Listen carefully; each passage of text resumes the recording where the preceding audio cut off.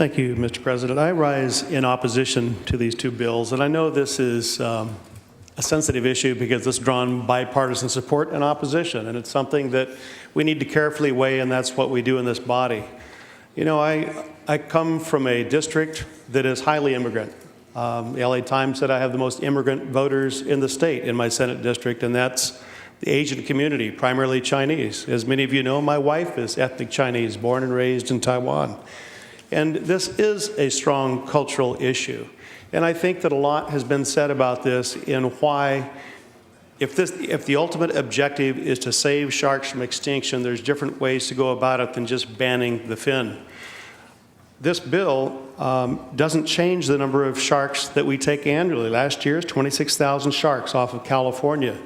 So if you want to do that, you do it like any other species. You limit the fishing. On salmon, we have a limit on how many you can actually take. We don't ban, the sale of salmon completely.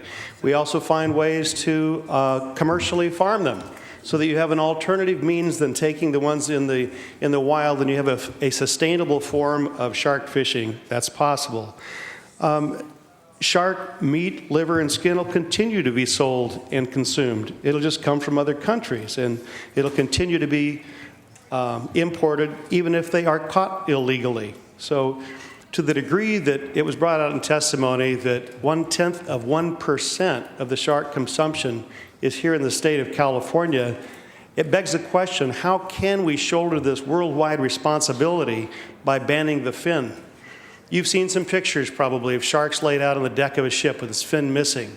These pictures are often misleading because that is a part of the normal taking of a shark. You catch it, you start dividing it up. I told you, I live in an immigrant community. They don't waste anything. They eat everything on the shark. And what you're actually asking with this bill is that in California, they throw away 26,000 fins that would otherwise be consumed. And isn't that part of being responsible to nature, is not being capricious, not just hunting for the sport without consuming it? I mean, that's the way I was always trained, and yet here you'd be asking to throw these things back.